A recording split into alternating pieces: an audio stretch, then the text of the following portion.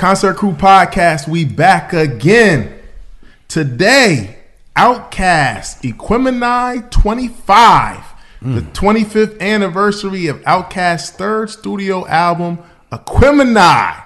We got my man Black with us, we got my man G-Jones, and we got Elize here with us. Peace. So we're going to talk about this OutKast album. How y'all feeling today? Another day in paradise, good brother. I fill up my hands like I always do. Black, this your album right here, Black. This is how we starting today. Yeah. Got it. This your album right here, Black. Yeah. This is your joint right here, Yeah, man. one of the best albums ever made. Woo! We're going to talk about it. This album came out on September 29th, 1998. Now, Elize, I know you was young, but for everybody else, where were you when Aquemini dropped? All right. Since I'm probably the oldest. You ain't that old. Go ahead, man. I was in the back seat of my mom's Delta 88. It was white with a navy blue top. Oh, that's descriptive. Yeah. Can you tell us what you was doing, or maybe you can't? No. It's going there. Yeah. It's going there. I was on the way to the mall. I think I had probably like $35 in my pocket. Sam Goody, y'all know what Sam Goody's is? Yeah, absolutely. Sam Goody's was still open over in Dover. Okay. Went in Sam Goody's. I know that OutKast was coming out. Went and got that tape. This one Cass was buying tapes. Mm-hmm. Like, I don't think I listened to my mom the rest of the night. Yeah. Just cut her off after that. It was over. It was over, dog. It has been over ever since. It's been over ever since. Ever since track number 5. I was like, whoa. Wow. If you don't know what track number 5 on Aquemini is, I don't think you know. All right, we're going to get to it. G-Dash, where was you at 98 when OutKast came out? You remember it? Yeah, that was 9th grade. It was, for me, that album grew on me. So when it first came out, it was cool, but it sounded so different, like, than a lot of things. So there were songs I liked and songs that I had to, like, adapt to.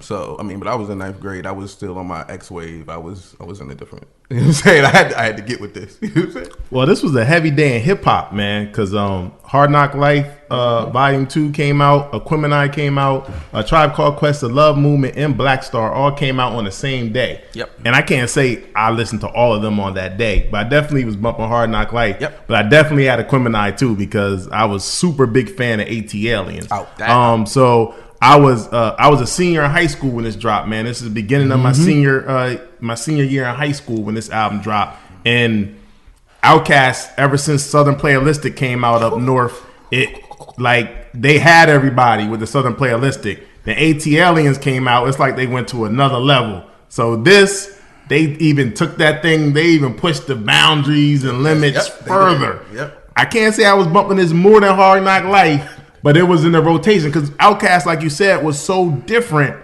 Like, you had to really lock in to really try to catch their vibe because wasn't nobody coming like they was musically at all. I don't think you could at that time. They kicked that door down. They were the South had something to say. Absolutely. So, Elize, where was you at when you first heard OutKast? No, that I can't tell you. That can't. Okay, well, No, you like, remember how you felt when you was, first heard it.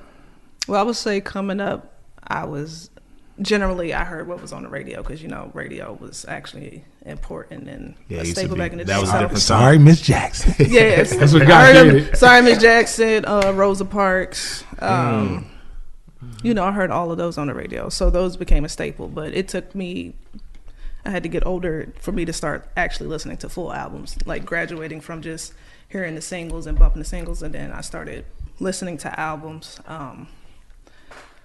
So actually, I've been playing it today, getting the overall feel of the album. And I think it's interesting how they were transcending, like, each album was something different. I feel like, Southern Playalistic Cadillac music was very true to their roots and time. I feel like AT-Aliens, they started to graduate from that a little bit, just like away from the like gangster, like G'd up persona and started coming into their own. Like it was, I feel like it had like a rugged sound, but it was still true to who they were, and then I think they just really pushed it and was just like, all right.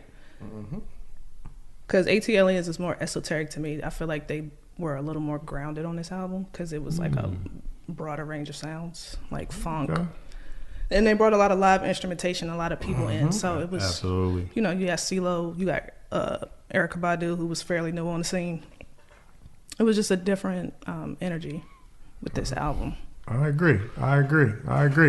You're for your age, man. Your 90s music taste and expertise is pretty impressive. I'll give that to you. I appreciate that. You really impressed me with your knowledge. You really you did your homework, man. That's dope. Oh yeah, always. That's dope. I actually got a question for y'all if you don't mind. What's that? Because I was thinking about it earlier, and I'm just like, the rest of their albums, you know, Stankonia followed, and they have 5 or 6. I can't remember. Like Stankonia, then the double. Oh yes. Speaker Box, Love Below.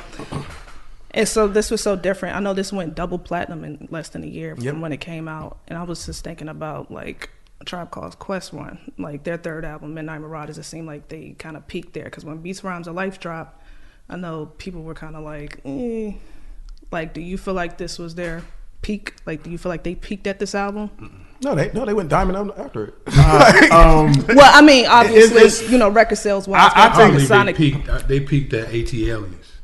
Oh, you think so? Really? Think so? Yeah. But this is your favorite album. It is. I think. Wow, that's interesting. I think I actually do. I do think they peaked at this album. I feel like Stankonia was dope and it sold more records, but I feel like musically, for me, this was the peak of their sound to me. I feel like Andre 3000 was going so left, he couldn't stay within the group. Part of the group anymore. Well, it's funny because I saw an interview about that. They were talking about it. They felt like they were too different, and that's why they made this album. Because you know, you got 2 different personalities. That's what made them dope to me. Yeah, that's what made them dope. Go ahead. No, because I know they were saying stuff like people were saying, "Oh, they gonna break up," or "We gonna." They were like, "Nah." So they dropped this, and it's like, we told you. Yeah. I don't know if I think that they ever found a quote unquote peak where they went down from. Because if you look at it, so to me, Stankonia was fire too. All their albums was fire, and they're all right. They were just different. So what happens is we start to evolve and change as artists. And to me, they're a group who are truly artists. They want to create a feeling every time. When they hit the Love Below and Speaker Box, the unfortunate part to me was that's when it was like, all right, we're gonna keep on being different, or nah, what we gonna do next? Because you still gotta sell records. And they didn't want to play. I don't think Andre wanted to play that game no more, and that's when it changed. But I think if Andre wanted to keep playing, Big Boy kept dropping albums. It would just be different. I don't think Andre 3000 was inspired no more. I agree. Like I said, I don't think he wanted to play that game. I don't think he wanted to go out there. I think he has records. I think once you make music, you always got a stash in the tuck. But do I want to put this out? Do I care about the single? Do I care? That's interesting, Black. You said that AT Aliens they peaked at, but this is your favorite album. That's interesting. Why? Okay, my reason why I said they peaked at AT Aliens hip hop because their biggest song in hip hop is from that album. Okay. Elevators? Yeah. Okay. It's the biggest song they ever made. Really? Yeah, hip hop wise. Hip hop wise, yes. Got it. You're right. You're right. Okay. Hip hop wise, yes. They probably commercially is probably this album. Well, the biggest commercial song is Hey Ya, all day. Oh, okay. Well, I would consider that solo, even though it's still under the group. Yeah. Okay. Yeah, that was supposed to be a solo album anyway, so I don't know. I'm on the fence about that. Well, all right. So 98, the landscape of hip hop in 98, which is one of the best years in hip hop history. Who's out there in hip hop? Who's moving and shaking other than OutKast at this time in hip hop? In 98? Yes. Redman. Well, Doc's the name, 2000. Well, Redman's out there. You got Rockefeller. Jay-Z dropped Volume 2 on the same day. You got Cash Money. Cash Money's heavy. 400 Degrees. 400 Degrees is about to drop. Like No Limit is on the way down. You think Cash Money starting to catch their Yeah, spot? this is where Cash Money jumped right on. Well, Master Bam. P, that was supposed to be his last album, MP The Last Song. Last Song. But you know they always say that. Just like yeah, they do. He the had to Black make. album. He had Romeo. You got to keep on making albums when you got Romeo. You just don't know. Yeah. Oh, we're not gonna mention DMX. He had 2 that year. DMX, Like, was, what you doing? DMX was colossal. Yeah, you know, no, DMX. but it wasn't only DM. It was Cruise. It was Rough Cruise Riders, in but, 98. yeah, well, that was Yeah, Rough Riders. DMX had a great year. Yeah, DMX Rough had a Riders was great- killing.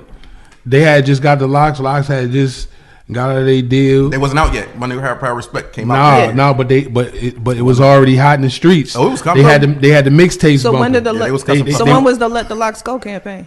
Lex Lock? I think that was like That 98, was 98. 99. Oh, okay. That's why he When the said. album dropped in '97, so then What said it dropped at the top of 98? That's what I saw. Okay, well, if it dropped in top of '98, then it was right after because that getting jiggy with it was not the look. Yeah, Yeah, well, I mean, not getting jiggy with it. I think they was just riding If you around think with I'm Puff jiggy. just for the If you think I'm jiggy. just for riding. well, Right? they also had Money, Power, Respect. But which it was a is great crazy. song. That was a great song. That was a great And song. then they realized they wasn't getting their checks from such a big. But the Locks was still moving, even though Yeah. the album might not have been the greatest. They was the was features going. on Jay-Z album, DMX album, like they was They still had fire. a couple joints. That's on when they got there. their like All Mariah for the feature. Love and bitches, Yeah, oh yeah, bitches no, from no. Eastwick. All for Love is crazy. That song was crazy. Yeah. And speaking of Bad Boy though, Puff and Mason is still moving. I know Mason's Yeah. about to get Oh, ready to retire absolutely. in a year, but Yeah. but Harlem World, he was that dude. Yeah, it was still shaking. You know what I'm saying? Cass is wearing jerseys and FUBU. Are we before or after Double Up? Double Up came out. I think Double Up came in '98 too. No, I think Double Up was 99. 99. Okay, because you can't Yeah, name he one doubled song. up. Nah, this Harlem World. This Harlem World, the group. All right, we He was ready. It's always the second album. But he was getting ready to bail out though, so Double Up don't count. He was ready to bail out. But Big Pun, man, Big Pun was heavy. Capital Punishment. Capital Punishment's classic. And then Fat Joe had Don Cartagena, Yeah. which is another dope joint. Little Kim's out there for the female. Well, Hardcore came out there. It Hardcore? didn't That come came out. out in Nah, it came out 96. '96, but she was still moving. Yeah, she Foxy was. Brown They was still moving. Yeah, Nas was moving. Everybody. Missy was still moving. Method Man dropped the Cal 2000. Method Man. Yeah, nobody bought that out. no, but it had joints. The joint with It D'Angelo had was some hard. joints. The joint It with had D'Angelo some was joints. hard. Yeah, you like that? Busta Rhymes is Most out of there. Busta Rhymes is out there. Extinction, Oh, yes. one of his best albums. Oh yes, Extinction Level Event. Yes. Who else? Cannabis is out there. Cannabis was there. Cannabis He was showed fired up. to that album drop. Cannabis- He was fired for one song. Bro. 1.25 actually. Cannabis' whole career was one whole year. It was That's one song in a terrible. verse. Y'all, let's That's not. terrible. It was Bruh. that was a fire song. Do in a you verse. remember that summer when Cannabis came out? He was freestyling over It's everything. killing everything. Killing everything. Killing everything. I said, this might be my favorite rapper. And then second round knockout came out. Everybody was on board. Everybody was on board. Then that album dropped, which I went to buy. And once I heard Wyclef, I was like, oh, Yeah, man. that was sad. That was a sad He situation. executive produced it. Yeah, that was, that was he had no hot fire. And Nori was out. Nori. No, yeah. Oh, yes. Melvin Flint era. Nori was hot. Nori was hot. And Black Star, man, on the underground, more underground Whoa. hip hop. Black Star dropped on the same Whoa. day as this. When I heard that, bro. When I heard that, right? Because my cousin, he a DJ. So it was like albums that had, it was probably like a compilation joint. And it had, I think it was, what DJ was it? I can't even think of the DJ name. He's a Puerto Rican dude. What was the DJs back in the day? I think Touch. Nah. They was down with Lyricist DJ Lounge. Enough, They was down with Lyricist Lounge. It wouldn't be Kid Capri. Was it Do It All? Doo-wop? No, I think it was Do It All or something like that. I think DJ Do It All. And dog, they had some joints on that joint. And Mos was rapping. I ain't even heard Quality yet. I just heard Mos. So I'm like, this dude Mos Def can rap. And then they was like, Black Star. I'm like, Black Star? Who the hell is Black Star? Man, my cousin played that Determination. I said, oh my God, what is this? That joint was crazy. I went right to the store and got that joint. I was like, no more.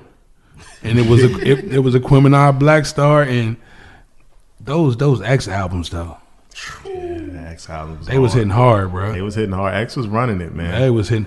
And the crazy thing was, it was the movement back in the day with the DMX. Yeah. Like, you'll play your DMX, cats is going to the Greek Fest, cats is going to the beach. It was just more movement back in the day. The world was different. I'll say, and X at the time had a robber spirit. Like the way that he came on, he was so aggressive. Like that had disappeared after Big and Pac died. You didn't have like angry rappers. Like a lot of them. Seriously, like it was a lot more party records. It was a lot of. They coming back though. Angry Rappers is back. And then X. Angry Rappers is coming back. Angry Rappers is back now, but they kind of really do kill people. You gotta be careful. All right, so where would y'all say that OutKast was at in their career before this album dropped? South had something to say. They had already kicked the door down. They was already telling the world. Did they all the way arrive? Did they still have something to prove? Did they still have something to say? Well, after ATLians, or were they fully? I don't even think cats like really respected them yet. Really? Nah, it was like, all right, OutKast. That's how it was. It was more of Jay-Z, Nas. Yeah. Wu-Tang. I agree with him on that. I still feel like they had something to prove. I definitely still. I feel like people respected them and they thought they was dope, but they wasn't giving OutKast like all the flowers with like your New York favorite rappers. I think they were considered a group. So the only group that you could have put them with would have been Wu-Tang. Or so Mobb I guess Deep, you couldn't give or them Mobb that. Deep. And all right, or Mobb Deep. I liked them better than Mobb Deep, so I don't know. Like I know, but I'm was saying already- overall, did OutKast have their universal respect as a I don't hip hop? think so. But before this album dropped, I think ATLians was a big deal. I love think ATLians, but Aliens- I don't think everybody. I don't think You people gotta in see, New York was 'cause even giving them a chance. This is the first album really where they really had features from that wasn't that in Dungeon And Family. to me, that wasn't Dungeon Family. that actually shows that ATLians said, "Oh yeah, oh wait, these cats, we should rap with them." That's when you get a Raekwon to come and Well, say, no. "Oh, all right, you win." I think they proved went it, to and go get Raekwon though. Yeah. I but they think say yes. Like these rappers could say no easily. They wasn't just doing features with Southern rappers. Well then, that makes me think about the fact that Jay-Z hopped on the High remix. which- Everybody was hopping on some Southern stuff. That was strategic. It wasn't Absolutely. everybody. It was only a couple of them. No, because bruh. everybody couldn't get that Southern Bruh, feature. everybody that was hot in the East Coast had a Southern feature. Not then. There was only Yes, two of them. then Nori. Who was Nori's Southern feature? Nori was on. He got he Lil was on. Wayne He was early. Yeah, he was got Lil Wayne early. Feature. But that wasn't He got- then. he got Like I'm Cash- saying, you But said it- no, but yeah, it no. compares to Cash South Money. has He something was to on say. Cash Money then. But He was who else? Jay-Z was on Cash Money. You had Jay-Z was on Master T. Is Jay-Z and them too. Raekwon was it at that Locks? time? Did the Locks rap with them? Jada was later. Everybody else was after 2000. Everybody else was later. Like I'm trying. Like that's where it started. Nah, but they rap with Juvenile on Juvenile Life. Juvenile was on Volume 3 too. Yeah. After High. Yeah. That's, Yes. Again, that's still Yeah. after all of this. Volume 3 was 2000 or 99. Then- Like I'm saying, then- everything was after. Then it was cats that rhyme with Goody Mob. Then cats that rhyme Goody with Mob. 8 Ball and MJG. 8 Cats Ball rhyme with MJG, definitely Mace. Mace. UGK. Was that before or after this though? this It's is a all- time this frame. is in thing. 96. Well, 8 Ball and MJG was Mace? in 97. Yeah. Mace- That was in I 90. give you His that. album, Harlem World came out in 97. Yeah, so that was before this. So I think that was the I'll give you thing. that. Like everybody hot was going to, and that's when they. So you think came they together. they up north seen the South coming? Like they knew it was happening. I think certain Even- rappers did, and certain rappers were comfortable rapping with Or- other, respected it. Or I didn't. What I think is. Oh yeah, Rough Riders did a joint with Drag On and Juvenile. Yeah. After this, like, Yeah, that everything was. after that. But not Mace was before this. Mace Mace was before the only this. one. I give Yeah. you Mace. I give you Mace. Mace was the one that was before. But And then I, Slick Rick did the artist storytelling. Yeah, part on here. one. That was on here. That's Yeah. on here. It was a Yeah. remix. Yeah. Right. So And to me, that even solidifies. Oh, you had to prove yourself before Slick gonna get on your record. Like I get it, but they proved some stuff. I just don't really think cats up in the East. Like somebody had to break the door down, and because I think they've been loved the South, because the East Coast probably like the rappers said they knew about the South like rappers was on the Southern rappers before anybody in the city was. Ghetto Boys, You know what I'm OutKast came up here. OutKast was moving. OutKast and South Scarface, absolutely. Scarface, they're for legend. sure. Yeah. But that's a different. That's almost like an era. So right I really think I think East Coast rappers were scared. really. Yeah, I Scared really of what? think they were scared to get outshined and outloved by somebody who they deemed dumber than them. The reason why Andre said the South had something to say was because the East Coast wasn't listening and they didn't care. They wasn't getting respected. They didn't respect their bars. They thought that they had trivial bars. It's the same reason why like they had to kick a door down because they weren't respected lyrically. So what do East Coast people call Southern people or anybody from up north call? Don't they call Southern people slow? Okay. So you don't want to get outshined or out rapped by somebody that's slow. Or I don't believe they can do it. Who? OutKast was. That's what they. Lord have mercy, some rapper boys. What? No, they didn't believe they But could to do be it. fair, they did put snippets from the Source Awards at the end of the album. They had Yes. it on their skit. Yeah. They was talking about the South had something to say. Yeah. So it was included. I mean, They trust me. like at the end of the album, it's And like, if all you- right, you hear us now? And if you ever hear OutKast talk about it, or any of the Goody Mob talk about how they rapped and why they rapped the way they wanted to rap, because they didn't want to sound like other Southern artists. They wanted to show the East Coast rappers that we can rap with you. So they was really trying to prove y'all not getting ready to do it. And after after ATLians, then they could branch all the way out and be different because we already showed y'all we could rap with y'all. So now I ain't got to prove to y'all that we can rap. Y'all know we can spit. Now let's go ahead and be creative and do a different little. You know what I mean? All right. So was there when you heard Aquemini was coming out, were the expectations for were you expecting this album? Were you excited about this album, hearing it was on the way? Yeah, I was excited about it at the time. I was coming off ATLians. I was a big ATLians fan. Absolutely. So I was excited about new OutKast. What about you, Black? I was definitely excited, but I didn't expect what I got. That's true. I'm with you. That's absolutely. I can agree with that. I didn't know exactly what it was going to be, but I didn't think it was going to be this for sure. So did it have to grow on y'all, or were y'all instantly like, oh no, this is it? Yeah, he was hit. Like He was on there for rip. I wasn't. you ever had something that just evaporated everything out the room, like when you listen to it? Mm-hmm. That's how it was. Like, ooh. And then when that Lord, don't you cry so low, man, them jokes be bumping. Oh my God, I can't wait. I'm gonna listen to it when I go home. It was different. See, like I listened to Jay-Z, I just knew I liked it. OutKast, you had to sit with it. You had to catch the vibe. This is like a vibe before a vibe. Like when dudes just rapping, they got bars. You just know you like a good beat, good rhymes. This was like musical. This is when that sonically stuff comes in. Yep. Sonically, so you got to sit with it and you got to actually feel it. At that point, I was younger. I was more into like, oh, let me throw into something, let me just rock out to it and keep it moving. Nah, you had to actually sit with this and really catch their vibe to understand what they doing, because it's different. It don't sound like nothing out. Like nothing compares to OutKast. So I was expecting it, yes. But was I expecting this? No. Damn sure wasn't expecting this. What publicly do you think there was anticipation? Now we just had a conversation saying that you said ATLians that's where they they reached their peak, and then we also said they wasn't fully respecting OutKast after ATL, or some of us said that. So do you think publicly it was a high demand for this album? No. Really? No, not around here. Oh, okay. Okay. But nationally it was. I don't think so. One of their biggest singles was on this. What was off of ATLians? No, it was, but So they already had to have. But at the same time, Jay-Z, like these cats wasn't even like in the East Coast. These cats wasn't even thought of. Like if you listen to these, you had to be on some other shit to listen to these cats. We all listen to it though. You know what I'm saying? Because we on some other shit. We on some other shit. Like most of the music that you listen to is gonna be given to you, like your Jay-Z's.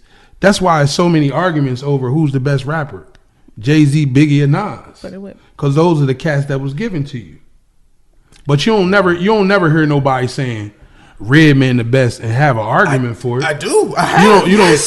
You don't never hear somebody say Keith Murray is the best and have an argument about it. Not Keith, because he don't got the album. You never heard a person say Ghostface is the best and have an argument about it. Some people do say Ghostface. You know what I'm saying? Some people do say Ghostface, but it's not a wide range of people. I see what you're saying. I agree with that for sure. You know what I'm saying? I feel like this reached a broader audience. I mean, it went platinum 2 months after it came out. So yeah, That's a fact. That's a fact. So I mean, I don't know how I can argue the reach. I mean, I wasn't there. I was 4 years old. So yeah, it wasn't. Like it was a lot of other stuff in the world that this album wasn't. Like you would have thought Hard Knock Life sold 2 million in a week. That's because of where we at. That's location. That has nothing to do with reality. I will say this: if you were to take a survey at the time and you were to say Hard Knock Life or Aquemini, more people are definitely taking Hard Knock Life. Yeah, it was a bigger album. If you're asking I'm which just one was saying, the bigger album, yes. Forget listening to it. Just they're there on the table. Yeah, most people are going to take the Jay-Z Hard Knock Life. Jay's a bigger artist. I'm not saying the question was there a claim? Jay-Z was a bigger artist, but OutKast was a big artist. You gotta see how many people came out then and who were on top of the game. Even though these were cats was the biggest in the South. Yes, OutKast. But the South still ain't respected. The South ain't get respected until probably like Young Jeezy.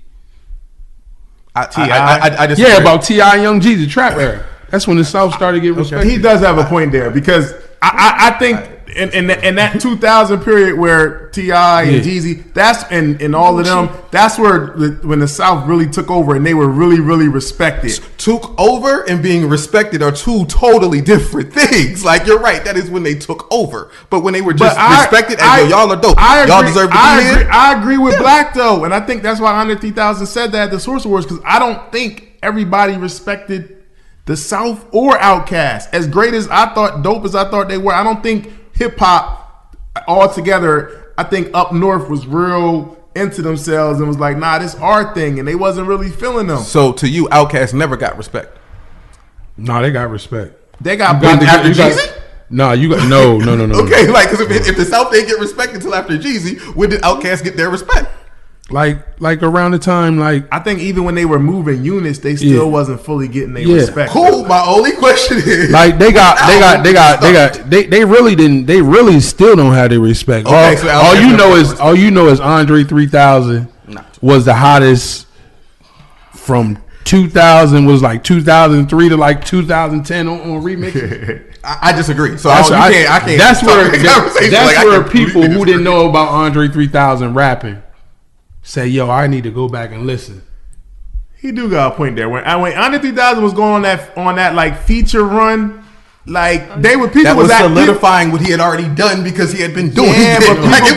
But people was acting like they just discovered he could rap. No, they were putting him in a number one spot. They weren't saying, oh, we didn't know who he was. We're saying, oh, you know what? He's so great, he might be number one. Nah, because that was the conversation. Because he wasn't like within the group at that time. It was like he was just shining. So it was like some people wasn't taking his raps, which I thought was great, but because he was in a group and he was trading bars with somebody, everybody wasn't fully respecting it. And well, to me, that's when when they started saying they wouldn't say he's number one, meaning above Jay, and he started being y'all don't think he ever got people ever put him above them either?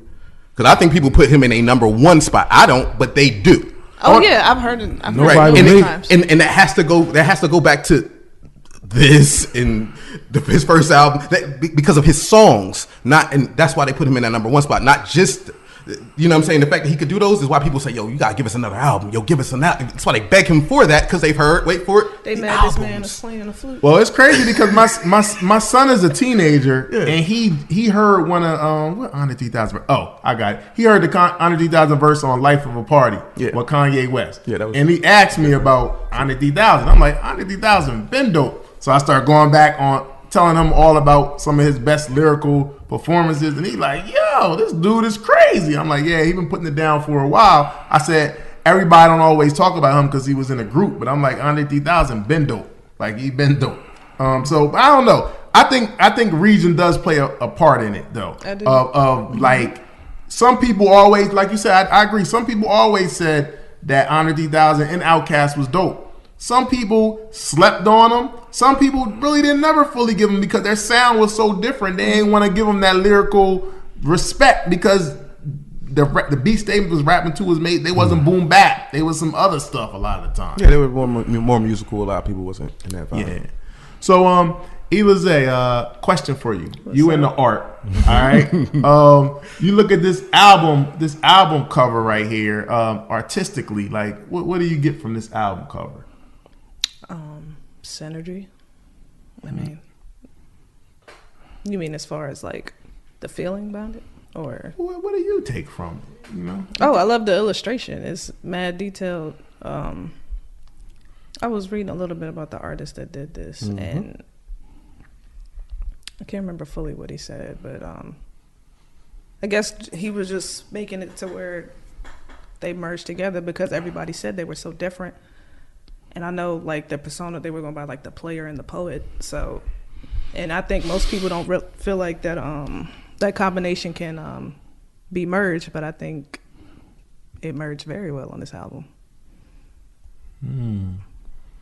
Now, the title is Aquemini, which is they're combined in their zodiac signs, Aquarius and Gemini. Fellow Aquarius here. And then you got Big Boy as the pimp, and then you got Andre 3000 with some outer space type stuff. So you bring them together, Aquemini, and I think the album cover represents that very well. Like I think so. they're different personalities. When I see it, I see my pops. Go ahead, keep going. That's fine. I see my pops. I see hundreds of records. I see roaches in the ashtray. Hey, talk that talk. I see Here for it. I see Slit Smoke Liquor Beer. I see Colt 45. A little bit, little OD. I see shag rugs. I see beaded the bees they used to hang up in the doorway. Right. Okay. What do I smell? I smell. I I smell the blue grease with the curling irons in the morning time. I smell bacon and eggs. Okay. Yo, this album was like when I see this is like Bacon and the eggs. old I like and it. the old and the new smashing together. My dad and me. Okay. You know what I'm saying? The music I like and the music my dad likes smashed all Mash it together. together, combined. Funk, Mash up. funk and rap. Yeah. Shouts They out had- to the Dungeon family. They had George Clinton on there, so Yes, they did. Funk and rap, they baby. did. I think it. Funk and rap. Funkadelics. I think it personifies the James Brown. verses. There's a lot in this joint. Yeah, a lot of funk, a lot of Yeah. jazz, a lot of music, just Yeah. musical. Yeah, It's a heavy album. Yeah. So Aquemini is the third studio album by OutKast, released on September 29th, 1998 on LaFace Arista Records. The title combines, like you Pebbles. said, they're yes. Pebbles. That's what They don't remember that Pebbles. Everybody don't remember Pebbles. Pebbles Robin. There you go. Yes, you Give TLC their money.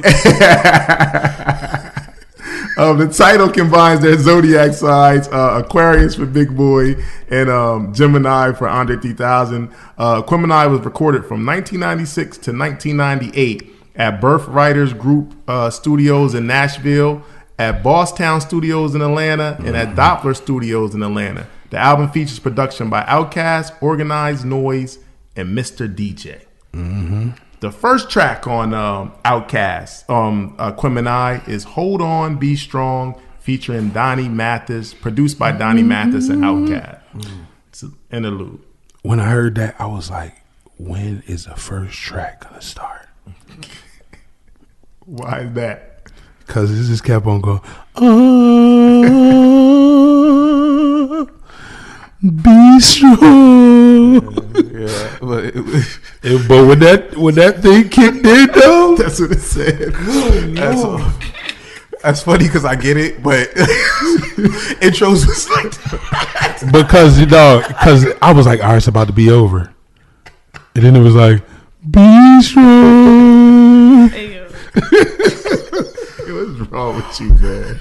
Like, he's not wrong, but still. I did read that they actually had bars. They had verses on the song, but they took them off. They decided to just let that breathe like that. They're fucking idiots. They took the verses off.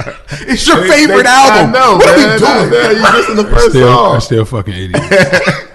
Yeah, I read that too, actually. And Andre 3000 is playing instruments on the background on this. Oh, I know. You want him to put down the flute so he can get on that? Yeah. No, they already rapped on it. They took it off. They took it off. They did take it off. They I hate when people do that. Why? I hate when they took Jay-Z off of Old Boy.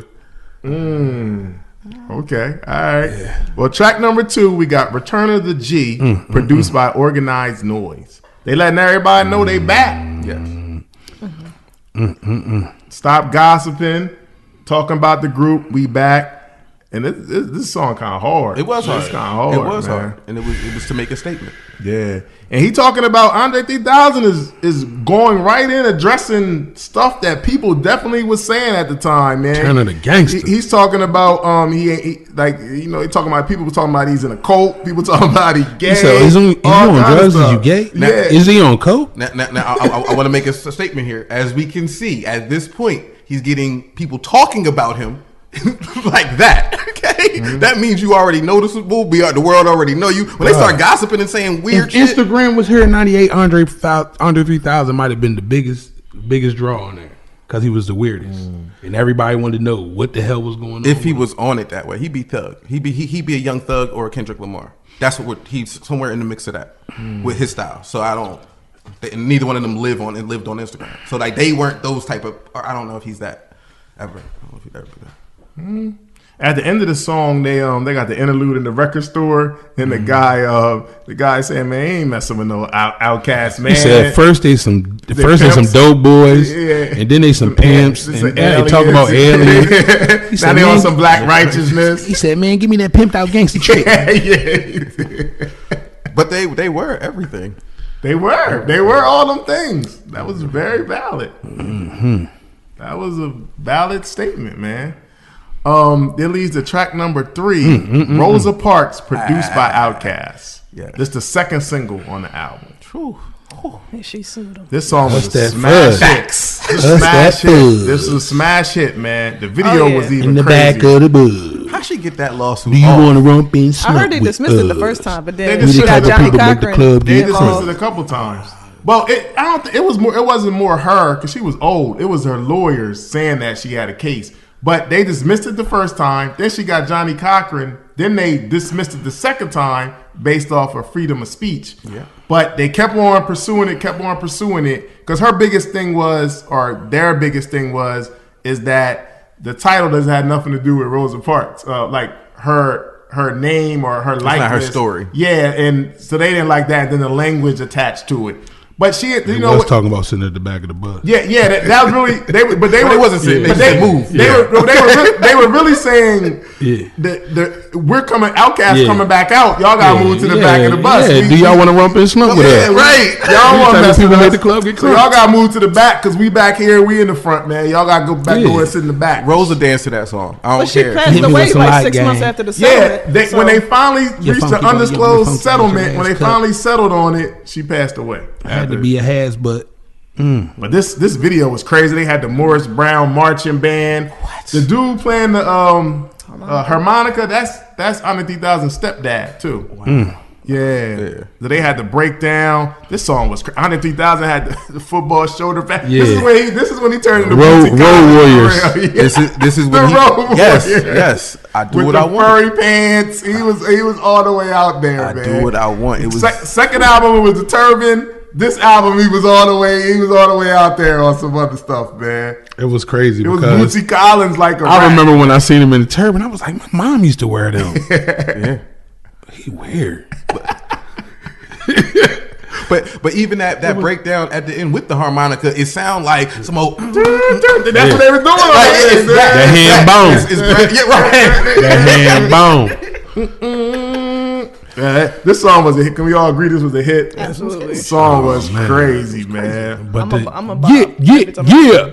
the video combined the video combined their personalities. Yeah. You had the because I remember in the beginning of the video, Big Boy was talking about, I'm gonna do some pimp stuff. We're gonna do the and then I'm like, that's cool, but I'm gonna do some futuristic space stuff. And then they combined it, and that was their first video. And album. You're right, their album cover. That was saying hello. I feel like it represents the verses on the album too. Yeah, it does. And then remember when Andre 3000's verse came on, it kind of slowed down a little bit, and then he was kind of moving. That represented him. That was like their personalities. That was dope, man. Yeah, that was dope. Funky boy, you only funky as your last cut. Oh, he was killing it. And then at the end of this song, it's an interlude where it's the lead up to the next song is Raekwon, Big Boy. They pretty much talking about the link up, what they about to do, bringing the South and the North together. Which at this time, this wasn't happening like that. Not where they was doing videos and stuff and really promoting it. Like this wasn't really happening like that. And you see where they went though. I did. You see where they went? I see it. They went to Shaolin. Yeah, they definitely. They had to go. They had to go get some castles of swords. East Point to Shaolin. Yeah. Said better know that. Yeah, and I think they picked him on purpose. I think that was because of the way that he rapped. Like, to me, Raekwon and Ghostface are really good at using metaphors and similes and saying things that if you don't know what they talking about, you don't know what they talking about. And that was Andre and Big Boy sometimes from the South. Like, they would say stuff, if you don't know what they was talking about, you just ain't know. But Ghostface ain't know what he was talking about either. Listen. Now, he did say sometimes he's making up words that rhyme. He did say that. And that's why he's not on the song. Never mind. I love Ghostface though. Hey, I ain't gonna do that. There's no question, but we all saw the interview.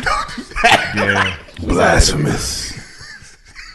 We just go pause right now. That was blasphemous.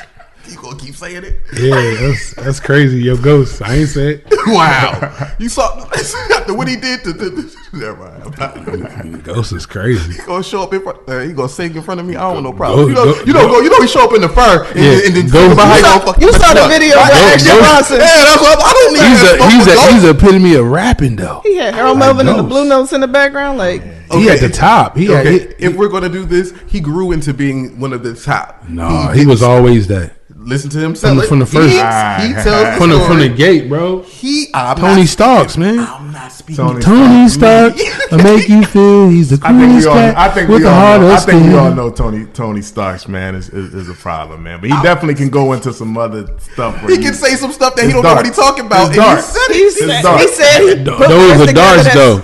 Those are darts. They sounded great. I thought he knew what he was talking about when I heard it. It was fire. But he said that it really ain't make no sense. Right. He said he put words that sound good together. That's all he said. He did say that. That's a fact. That's a fact. It's not me, Ghost. He's slang editorial, man. Look, I just see him as an abstract artist. Think about that. Slang editorial. It's like painting. It's like me doing realism versus an abstract artist. I don't see no problem with it. I'm just saying, I'm going by what he said. Some artists put some shit on there. They just go off and. Absolutely. And at the end, they can't explain it. Listen, that's where hip hop was birthed from. Sugar Hill Gang. No. That's a whole nother. Let's get back. Let's get. You sat me here. I know. Let's get back on the OutKast. We about to go somewhere. Yeah, please. Let's go. All right, track number 4. We got "Skew on the Barbecue" featuring Raekwon, produced by Organized Noise. This is actually the first single. They came out with this before Rosa Parks in the video, and it's an interesting choice because this ain't commercial. No. This ain't commercial. Old school players, the new school fools. Cats keep jumping like kangaroos. Skew it on the barbie, ain't no time to lose. Now I be goddamn it, they done changed the rules. Yeah, I think after the Source Awards whole thing, the South got something to say. I feel like it was strategic that they reached out to a lyricist, well-respected lyricist from the East Coast, not because of him, because they wanted to show that they could get busy with him. We bust rap like these boys bust caps. And I think Big Boy got the best verse on this song. We the type of people that gonna bury the axe or the hatchet. Every time we see the mic, we snatch it. He was killing this song, man. Killing it. And I normally would say 100,000, but I definitely think Big Boy got the best verse on this it's song. songs that Big Boy got that's Big Boy's underrated. Monumental. Big Boy's very underrated. I will put him underrated. Yeah. Some people don't even rate And this him. video is video is like a concert. This isn't like this is a video of them doing a show. which was dope, man. And I think this moving in studio audio, get a mafia soul blow, hydro, then bag it up slow.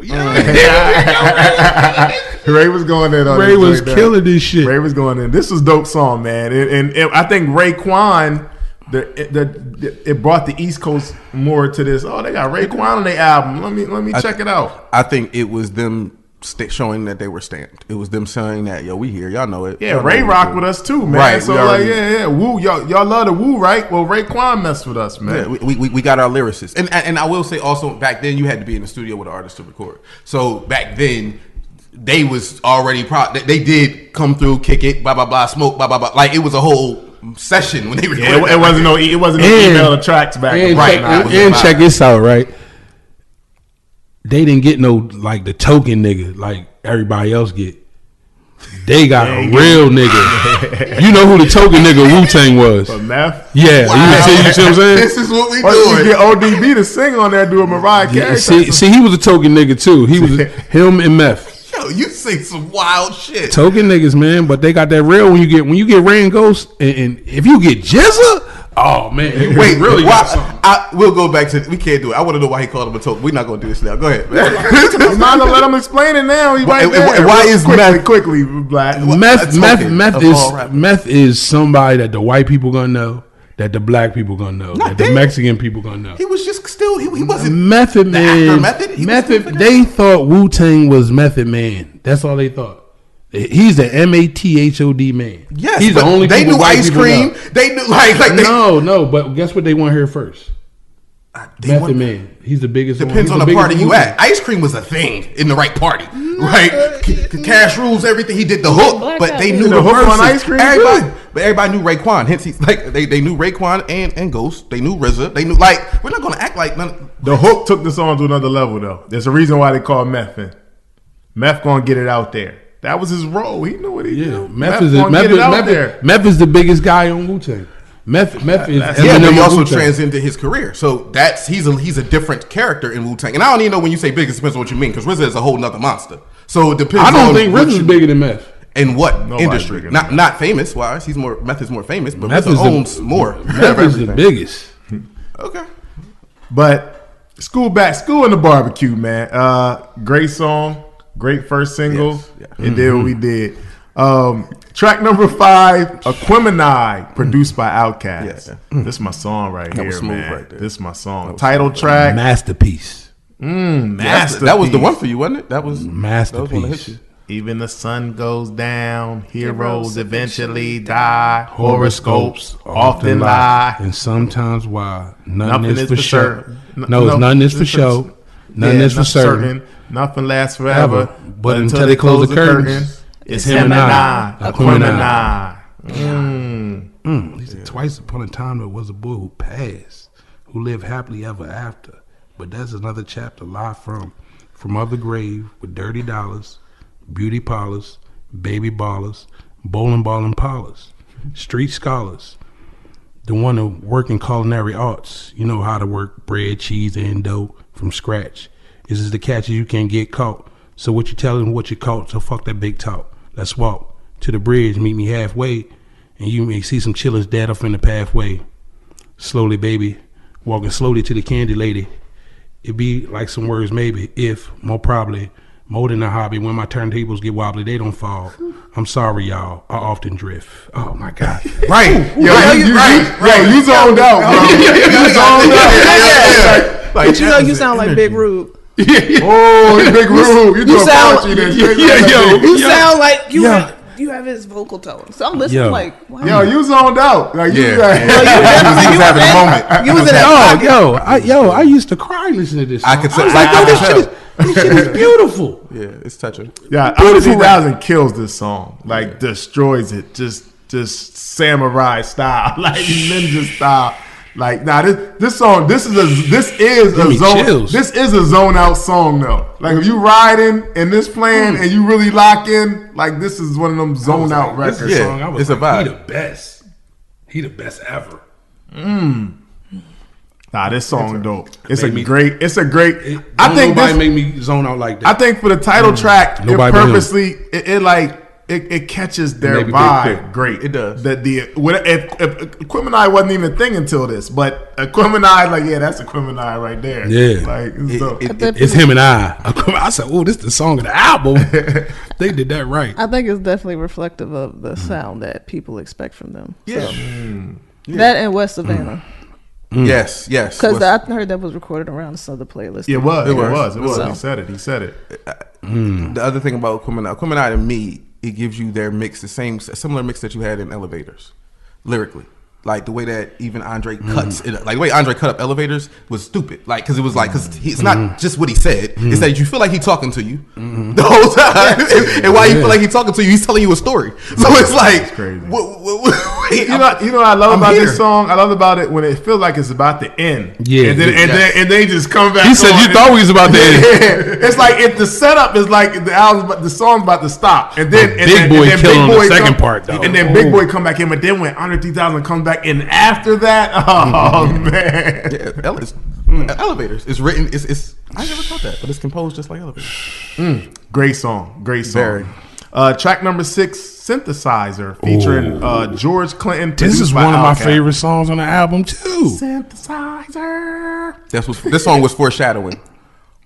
This definitely got the Big Boy Killer. It got that Parliament vibe too, though. Spitting the realest of reality, you better be. Boy, how you gonna handle me?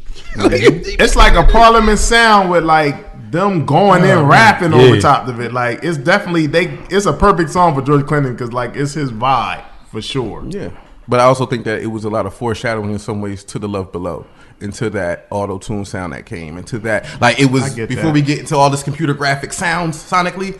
Yo, you know we can just do whatever we want, right? Let's get funky. I get it. I definitely think Andre 3000 brought that element to the. I think he brought that element to the table. I think he pushed Big Boy to like, yo, let's do some different stuff because I need this. I need this different stuff creatively to kind of be able to still function as OutKast thing. But you like if you look at the cover, you had to be different. It had to be more like a movie, like a soundtrack to a movie. Mm-hmm. You know the great thing about OutKast is they actually grew into their name. Like the more and more they grew, the more and more they were just OutKast. So really they could try whatever because they're OutKast. They're supposed to be. They're supposed to do whatever. Actually, in the beginning, they were less OutKast in the beginning, and they just kept on growing more and more. So more and more they went left, the more and more they was being OutKast. Yeah, but in their story, they were always OutKast in different groups. So that's why they wound up in the Dudgeon Family and Organized Noise because they was just so different than everybody else. And even in that, it was hard for them to get signed. So then they want a lot of their stories was because they were so different every time. So yeah. Well, I believe anybody anywhere that grew up in the hood could have had a group called OutKast. Okay, I see. Because basically that's what you was in the hood if you was out there selling drugs, if you wasn't working 95, girls out there horn at the strip club. All of that is OutKast. I don't think no. I don't think. Let me back up. The only reason why I say no is because growing up in the hood, things are normalized. So you're more of an OutKast if you're not.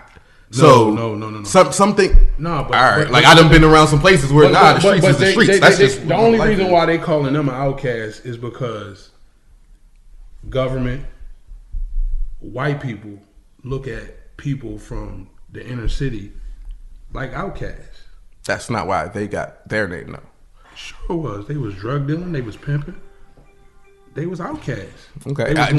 Just if you ever hear them tell their story, it wasn't like Andre was a good kid. Andre wasn't that. So he said it on the school remix. He quit school. Just because you quit school again, he quit school. That's OutKast. People who quit school are OutKasts. That may be. I'll give you that, but like anybody thought Jeezy was an OutKast. Nobody ever was like. Nobody ever said T.I. was such an OutKast, and nobody said these things. No, so to say if you do the street stuff with OutKast, I don't know. If you was probably living around T.I. and you were an older person and you wasn't doing the shit in the streets that they was doing, I'm pretty sure you can look at them and say he's an OutKast. You're right. So somebody can call somebody an outcast in different circumstances in that situation. Yeah, they can. You can if you break that down like that. You know what I'm saying? You can. You gotta watch Black. You know what I'm saying? Like, Anybody you used to can be rap or something. You used to write. a little bit. I could tell you play with words. Anybody can be an outcast, moving. man. Anybody, baby. Anybody. You gotta watch. All right, track number 7, Slump, featuring Cool Breeze and Backbone, produced by OutKast. Now, this is kind of talking about the struggle that you were talking about, because this is really the struggle here, hustling, trying to make ends meet right here. Like, just trying to survive, man. And the baby crying on here is actually Andre 3000's son, 7. Wow. When he was a baby, man. And Andre 3000 don't rap on this song. Nope. Doesn't rap on this song. So it's Big Boy, Cool Breeze, and Backbone from the Dungeon family. They talking about the struggle, man. Yep. Talking about just trying to hustle to survive. Yep. It's a real record. Like, you can see it visually. And it's Big Boy style too. Absolutely. And it goes from that. It's actually 2 solo Big Boy songs because like Elize was saying, the West Savannah is track number 8, produced by Organized Noise, and he says this is a song from the Southern Playalistic era. Yeah. So they put an old song on here, man. So it was recorded around the time of the first, and you can tell because it sounds like It does. It sounds the like bass come in. Hit Nah, but I'm that saying, bass come in hard. even though he said he did it back then, it felt as though it was a new song. It was really like he was showing like the history, like I'm saying, it's like a movie inside of the album. So it's almost really, like a flashback. Yeah, I get you. All right, and track number 9 leads to track number 9, The Art of Storytelling Part 1, produced by Mr. DJ. This is the 3rd single. This is my joint right here. This beat's so crazy. That beat is crazy. When I say this album grew on me, that is what made the album grow on me. I couldn't stop listening to that record. I was like, why is this record so hard? And just fun fact, if you see the video, Slick Rick's in the video, but Slick Rick's not on the album version of it. Slick Rick's is on a remix version they did a video for, and they put that's out on Slick Rick album. Yeah. Slick Rick on a different song on that album. No, I'm saying the Art of Storytelling. Slick Rick got a song. Slick Rick got a song with OutKast. Well, not OutKast, but Big Boy. It's a different song though. He does. He ain't that song though. He does. And that was a single too. Slick Rick and OutKast on this. Yeah, they do it hard. Help make our boys good, man. Help clean up this land. But this was my joint right here. This song right here. It's like that now. It's like that now. You better go and get. What song had this skit with Patti LaBelle on it? That was Big Boy's album from Speaker Box. Yeah, and she's on the.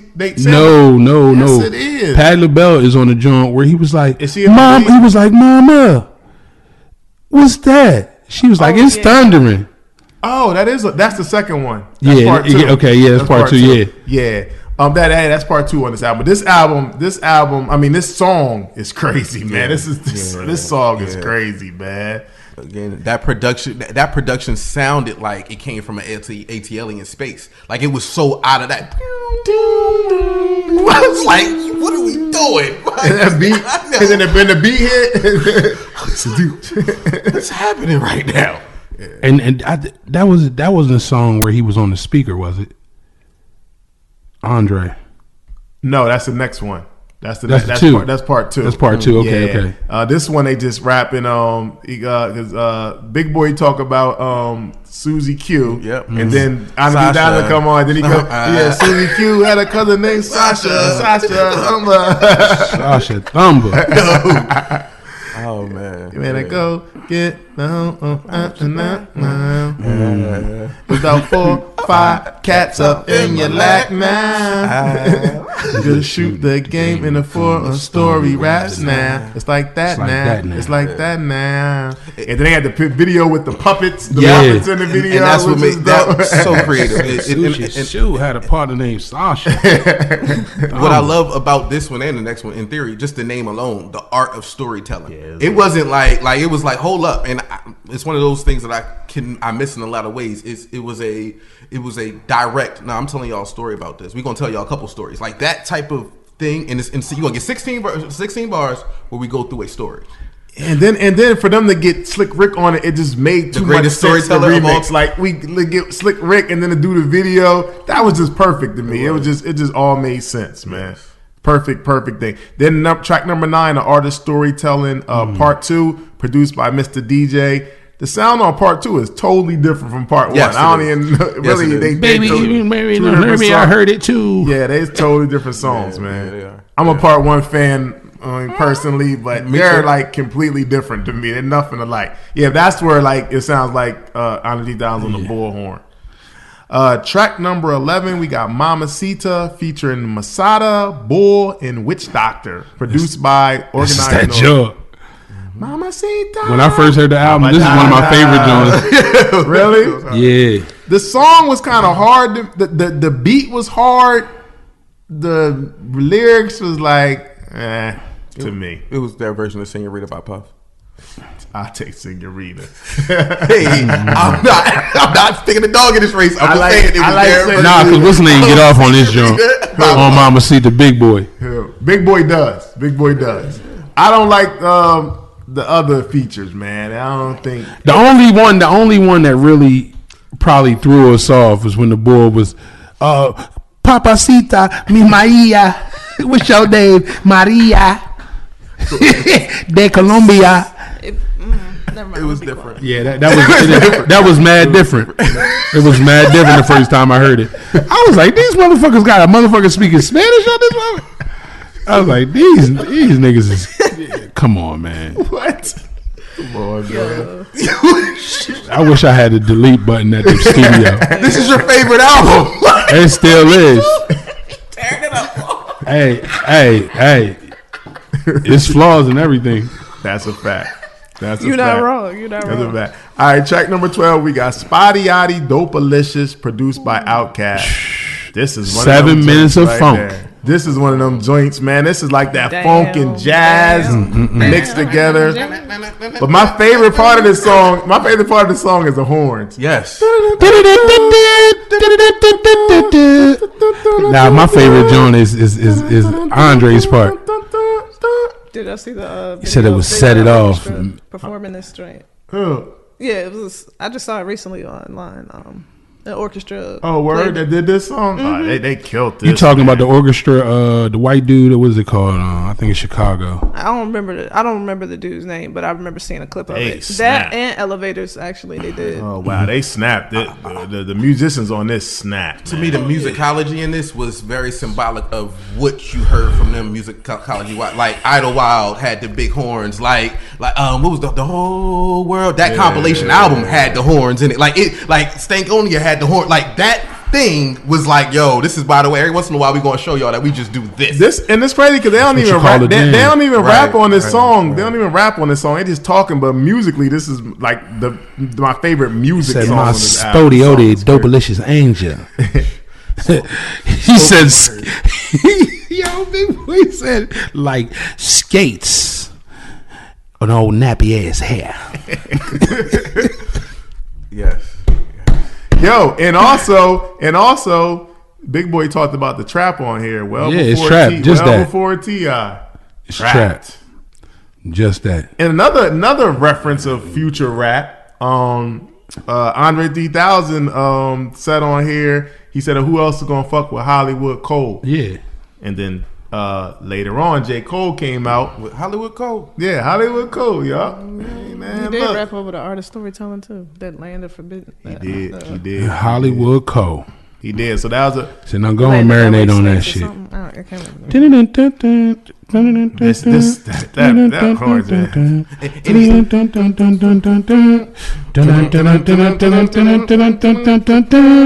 Yo, that was hard. Oh man! Wow, that's great. That's great musically. That feels great. And shouts out to even because, like you said, they didn't rap over it, but it was spoken word. It was done over that beat. It was spoken word. Like it needed it. And it's rare that Big Boy did that because most of the time it was Cool Joe on the previous albums. We hear it was primarily Cool Joe getting on it with that deep voice and doing the whole thing. This was like Big Boy was like, hold up. Or you mean Big Rube, man? You mean Big Rube? Big Rube. Yeah, Big Rube did that on every album. So yeah, this was dope. Track number 13, Y'all Scared, featuring T-Mo, Big Gip, and Cujo from Goody Mob. The crew cut, produced by Mr. DJ. Yeah, they always had Goody Mob on all their albums. They always showed them love. But to me, it was clear of why Big Boy and Dre got the shine that they did out of their crew because them two shined on the song. Like their verses just stood out to me compared to, no disrespect to Goody Mob, but their verses just stood out to me compared to Goody Mob. Yeah, they all. I mean, yeah. And then it's funny because it's called Y'all Scared, and then Dre's talking about y'all scared to talk about crack. Like y'all really scared to talk about crack. Like we don't want to really talk about it and the epidemic of crack, but like y'all scared to talk about it. That was dope. I always wonder why CeeLo what happened. What you mean? Why he wasn't on the song? Huh? He wasn't because he wasn't on that record. He on that album. He on another song. Yeah, he on the song after this. He on Liberation. He coming up. But I wanted him to rap with. Nah, he wanted to sing though, bro. He was giving. Yeah, I guess that was after he started. That was right. That was when he got to it because he was great. He was just previewing where he was going with it, man. Well, Gnarls Barkley that started on that what's the name on that Goody Mob, that soul food. Yeah. That's so hard. Well, actually, it started. Hold on. He didn't sing on some playlist. He did. He didn't get out and get something. But he was on another joint too. Oh, he was on a bunch of. He was on what's the name? He did. He did the hook on All another your song. time trying to get high. Yeah, but anyway. All right, track number 14. We got Nathaniel. They letting their man is locked up get his little freestyle. That was what's the name? Who? That was the one who did the song up here. Where is it at? It wasn't on the last album. Witch Doctor. That was Witch Doctor? Yeah, that was Witch Doctor. Witch Doctor was locked up too? Yeah. Witch Doctor ain't get out until his album came out. Like he was in jail during this album. Then he had a what is the song? I stayed something like 5, 4. Wasn't that Witch Doctor? Yeah. Yeah. What's interesting about that flow, the way that his cadence on that record, people still use today. Like the way that he bounces on that. Who? Witch Doctor on that little freestyle. Just the way that southern flow. Yeah. This is also a time where they used to do that on rap albums a lot. How your man that was locked up. Yeah. You got 30 seconds. You're like, damn, y'all done messed up the whole rap. Yeah. All right, man. All right, track number 15, we got Liberation featuring CeeLo, Erykah Badu, and Big Rube, produced by OutKast. They're all singing on here. That's another production. I think this is another preview to that Love Below kind of sound. They all singing. Nobody raps on here. It's a Neo Soul record. Big Rube does spoken word. And they all kind of sound good in the pockets that they're in on the song. Yeah, it's a Neo Soul record, essentially. A Liberty. Nah, I like this song. Yeah, I do like too. This song. It feels good. Say go on and marinate on that. And this is the Erykah Badu era when her and Big Boy, her and Andre 3000 are a thing. Yeah. They're a thing at this time. Yeah. Yep. She said that she just listened to him. I ain't never been listened to like that. Wow. Yeah. Listen, they after she listened to him, they move a little different. That's all I'm saying. Okay? Erykah, listen to you. All right, and then track number 16, we got Chunky Fire, produced by OutKast. I like this song. This like the rock kind of sound with the guitars on here, and then they got the source thing at the end. They ain't the one with Jay-Z on it, is it? No. What album was that?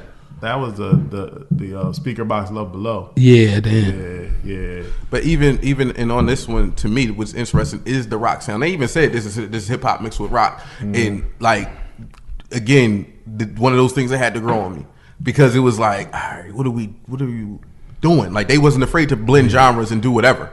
So like once it was kicking the door down. Yeah, absolutely, man. So That's Aquemini album. Aquemini received widespread critical acclaim when it came out. It debuted at number 2 on the Billboard charts behind Volume 2 Hard Knock Life, selling 227,000 in its first week. Man, come on. Aquemini was certified platinum in November of 1998 and only 2 months after its release, and it was certified double platinum by July 2nd, 1999. So what would y'all say the impact of Aquemini was upon release? Upon release. Ooh. I can't speak to that. I wasn't there. Yeah, you can. I'm sorry. You can only look back. Say the You question can again. look back and say I what can was the speak on it. impact. What was the question again, Carl? What was the What impact was the upon impact? release? The impact. When it came out. When it came out, after it dropped, you sat with it for a while. I mean, not just you sat with it, but what was the world's Like public wise or public wise? Yeah. Lord knows what he about to say. Dog, like if I had 10 friends, 2 of us had it. So that's not good then. It's not good. So you're saying, damn. So they went double platinum, and you still think the impact wasn't? Yeah, it's like You don't think It was Rosa two- Parks it was was 2 ringing? You million don't niggas in think Atlanta. Rosa Parks was ringing off everywhere? Rosa Parks was jumping, but Cass was still saying it was weird. Okay. They was like that I church understand music. him now. Like church music? I understand him now. So here's my theory, right? To cats, I'm surprised you though, but like for cats that I knew that was the heavier DMX heads, right? The Rough Riders squad that wanted it wasn't just boom bap raps, right? Because honestly, the Tribe Called Quest squad loved them. But your Rough Riders squad and some of your Rockefeller squad, like the dope boy, those want to be flashy and those that be on like the grimy style the most, they wasn't attracted to some of the different sounds and musicality of what it is, and that's what he's speaking to. So that it didn't. It's kind of like when people be like, "Oh, Eminem ain't translate to the hood." It's such a weird thing to me when people say it because there's a lot of people in the hood who listen to the songs, but some people still felt it was weird. Like when some people listen to music, they listen to music with feelings. I don't listen to music with feelings. I listen to it with my ears. I swear to God, you got those, boy. You be having one-liners out there. So, so when you listen to it with feelings, you go on it with expectations. Yes, I get what you're saying. And you shouldn't have expectations with music. You should just hear it and it should seep in. You shouldn't be like, "Oh, he can't rap this good," or "He sound bad." Like it should just be Open for the art. Yeah. Don't get me wrong, I wasn't that mature then. So for me, that's why I had to grow on me. So when people say that about Eminem, right? He don't translate to the hood. I'm like, I don't know how he don't translate to the hood. He sound like he ain't got no money to me. He sound just as poor as all other motherfucking rappers. Hey, At least he tell you about what he lived through and then lying. Yeah, but That's way hooded than what I think.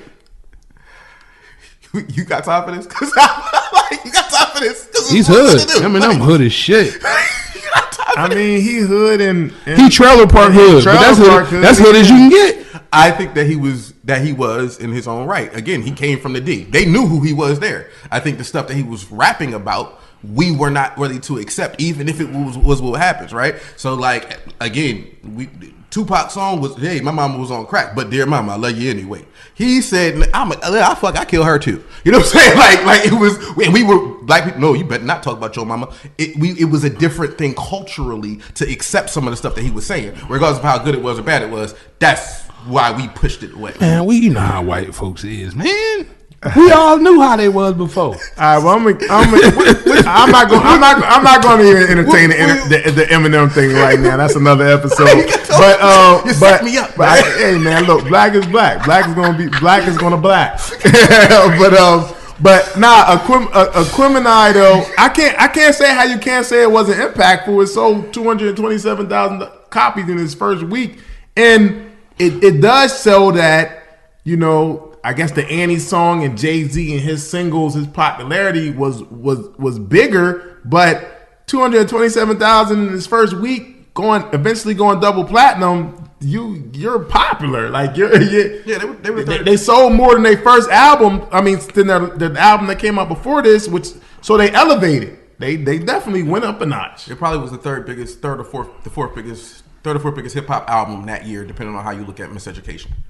Like, I think it was a heavy impact. And the difference between them and a lot of people is that they touched some different kind of fans. Like, Jay-Z might have just had, New York hip hop dudes. OutKast touched some people that may not have been really in. They may not have really been into hip hop, the hip hop how we seen it, but they like OutKast because they were so different. So they looked at them more like musicians almost than just rappers. Everybody wasn't into rap like that. I think OutKast probably got a fan base at their shows. It's probably like mixed with some rock fans and stuff like that. Yeah, I think they touching like some most more hip hop different stuff. lanes. Well, not everybody though. Not everybody though. Like most hip hop shit. Because we don't go to concerts. We go to concerts. No, it be someone's there. But when you go there, dog, look, bro. The show is called the concert. I go to see Styles. We go to see Styles P. We go to see Styles P, right? Yeah. Who do you think should be there to see Styles P? hip hop fans. I ain't playing with you. You answer that question, Bruh, I'm looking this way, that way. It's white dudes, white girls beside me more than the black folks. Yeah, that's a fact. It was 50-50 when it should be 75-25. When did you go see him? This is probably what? Before the pandemic. We went to see him a lot of times. Yeah, I seen Styles P like 6 times. Yeah. I saw the year before last. I just believe we don't support our artists like we should. And they get more support from other people than they make the music for. Have y'all seen OutKast? Any of y'all seen OutKast? Nobody has probably seen They don't tour. OutKast. I haven't, and I regret that. I wish I Catching had. them on tour. And when they was in Dover, they was in Delaware. I should have seen them. What was that? They was at the festival. Yeah, they was at Firefly Fly. Festival. It was at Firefly. Yeah. That's when. Yeah, that I should have seen them, and I hopefully they go on tour. I didn't see everybody else, but they It's ain't hard going to back. get Andre on the stage, bro. Well, that when they did that tour, he came back. He wasn't. He came back. I understand. You catch him every 10 years or something, but he. But the only thing I have faith for is that Andre 3000 has been doing music more than ever recently. He has. You believe Killer Mike? That's what you're talking about. Nah, I just believe. Well, he hop on stuff when he get inspired. I believe. He I on believe. Killer Mike's album. He killed that. Yeah. That song is fire. I believe that. I think Killer Mike got a better verse on believe- that song, though. He do. That's my point. But I think Killer Mike's album is No. But I'm saying It's that, definitely not. like he set you up for that though. He was the preheating of the oven. Kept the song don't start till Killer Mike, so that's really like the preheating. Okay. It's like the preheating to the song. Preheating. Yeah. All right. So how would y'all describe the we talked about how different this album is compared to a lot of other stuff that was out at the time. So how would y'all describe this sound? If you could describe this sound of Aquemini, how would you describe it?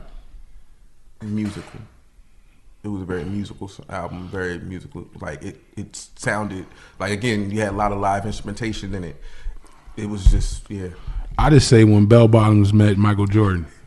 Nigga, every time, like you, and then you look at me after you say some shit too, and I got no choice but to just shake my head a little bit. Like, I can't look this way.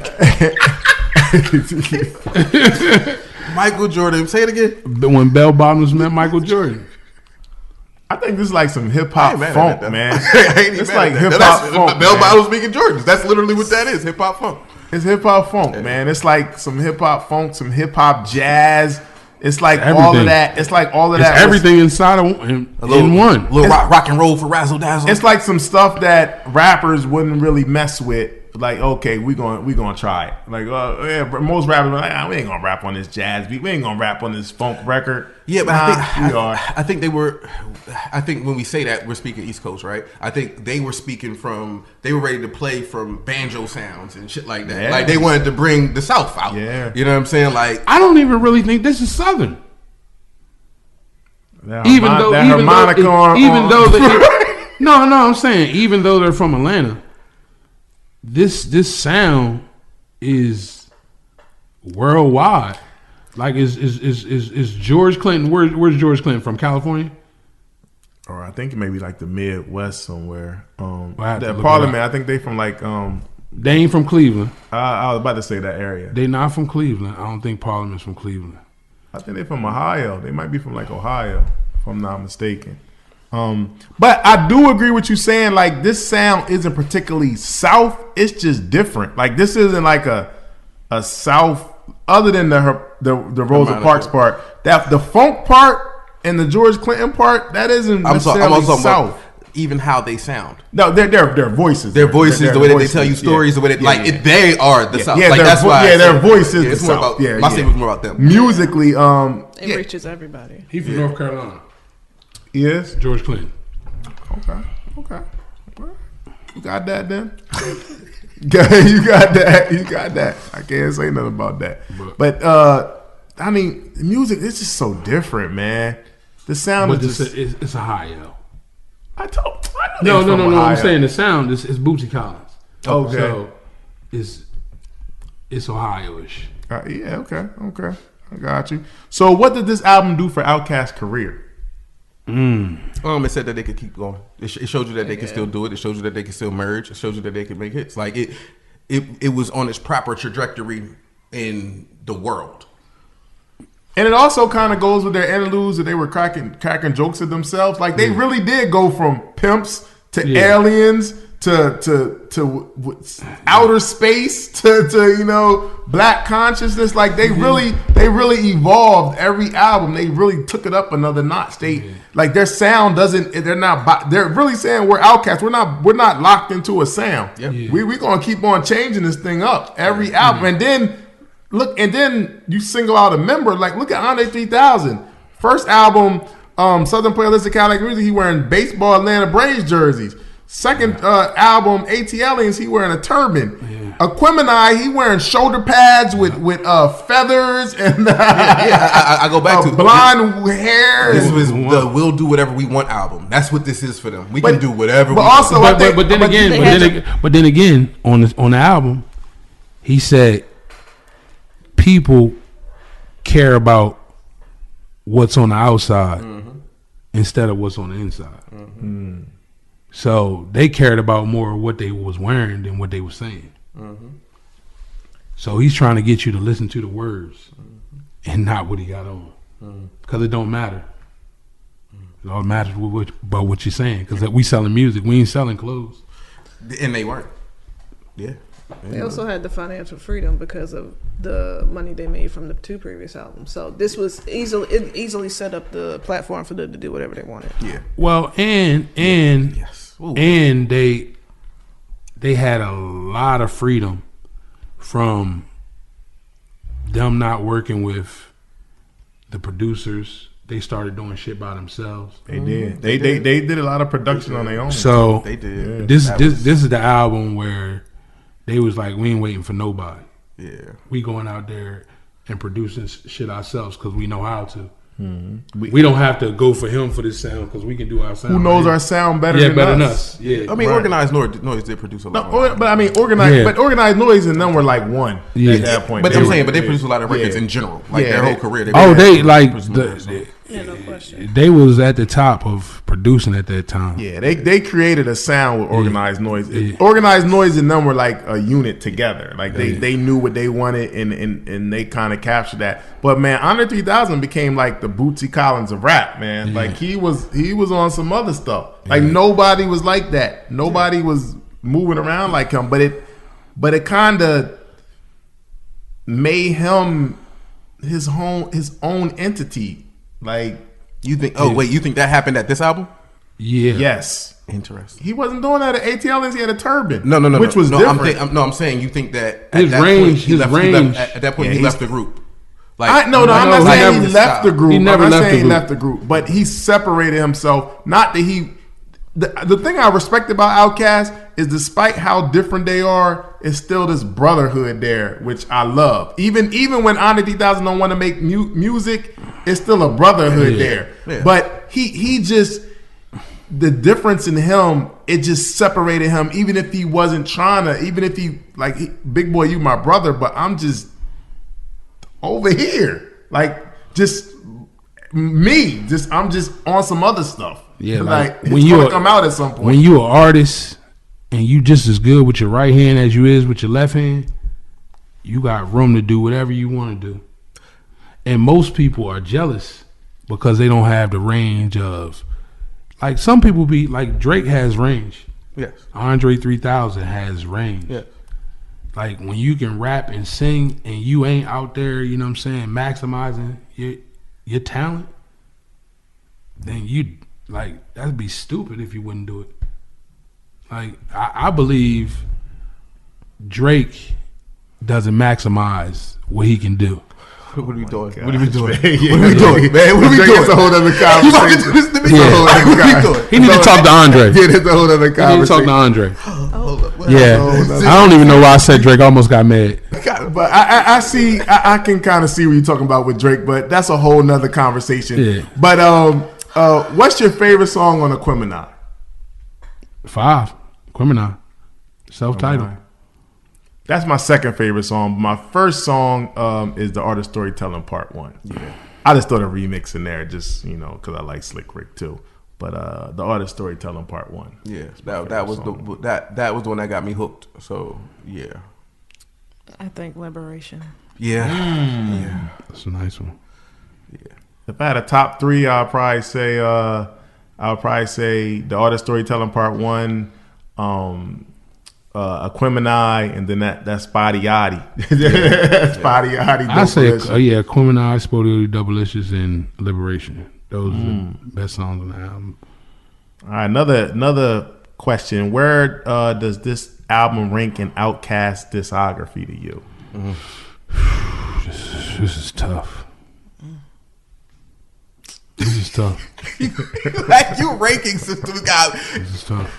It's not number 1 for Well, you? first of all, it has to be number 1 for you. Like, No, it don't. Have you heard how he answers questions? It does not have to be number 1. Bruh, it depends. It depends. It depends. Like, this is my best OutKast. No, it has to be your favorite. But on some days, AT Aliens is. Bro, you said it's your favorite album. This is my favorite. This is my favorite. All right. This is. My favorite, mine is AT Aliens, and then it's Southern Playalistic Cadillac Music, and then it's Aquemini. Yeah, I'm with you. But I think all 3 of them are classic though. And I think I got like 1As and 1Bs. Okay. So today, what's your number 1? This is 1A. Okay. And then AT Aliens Is 1B. Yeah. Got you. And then 2 is Idlewild. Wow. Boy, you talking to that right there? I don't count that as, but it is. I don't count that. And it as is. It's not But a album. I get it. That's It's a technically- soundtrack. No dog in this fight, but but it is amazing. That's an amazing And song. then 3 is Stankonia? You're not gonna put something Playalistic in there? no. Okay. The double album? Yeah. Love Below Probably and double album is 3. I don't count that as an OutKast album only because I think the Love Below is a classic, but Speaker Box is okay. That's just me though. So disrespectful. Hey, See? man. And that's why Big Boy is underrated. Like, It's okay. Speaker Box is Big Boy okay. go off, I man. think the Love Below is the classic though. understand? It's The Love Below to me is an R&B album. It is, and it's not a rap album. So, but I mean, I think it's classic. Speaker Box, Love Below, Double Entendre. Diamond album. Diamond album. Yeah, that only made me sad because I never got Andre 3000 with his own song. Yeah. I think Aquemini is number 2 for me right now. I got to sit with them a little longer, but I think there are some, like, production-wise, sonically, like, on Aquemini, I'm like, okay. I feel like, for me, sonically, AT Aliens is a little more consistent. I agree with you on that. Yeah. I agree with you on that. Because the highs are very high here, but sometimes I'm like, okay. I agree with you on that. I ain't mad at that. I'll say for me, the weird part about it is, while I agree with your order, to me they're so. I still look at them somewhat separate because when I heard Southern Playalistic, it was like, wow, I never heard nothing like this before. And then I heard AT Aliens, and to a certain extent, I never heard a hip hop album where we going out of space, and I never heard nothing like this before, right? And then Aquemini comes, and I'm like, well, damn, Yeah, he was I never heard nothing like this still. before. like every time it was like I never heard nothing like this. I agree with you on that. I agree with you on that. All right, this is another tough question. Any albums come out in the last 25 years that remind you of Aquemini? Mm-hmm. Kind of give you that feel. Oh, you got something? Yeah, off top. What you got? That JID. Okay, Ooh, it's funny that you say that. okay. JID's dope. Which one though? Which one? The new one that came out. I think it was last year, right? No, it came out this year. Nah, the one that I think I know the one you're talking Pop about. the trunk in The one that got the crack thing on there.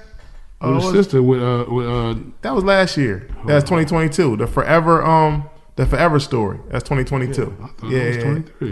It's 2022. Crack Sandwich. Yeah. Yeah, that was 2022. That's a dope album. That came out August 24th, 2022. So you mean this year? Okay, so this year, Nah. No, he just said this within is the last within the last 25 Okay, years. okay. That's a dope album. JID's dope. I ain't mad at that. That's a good one, actually.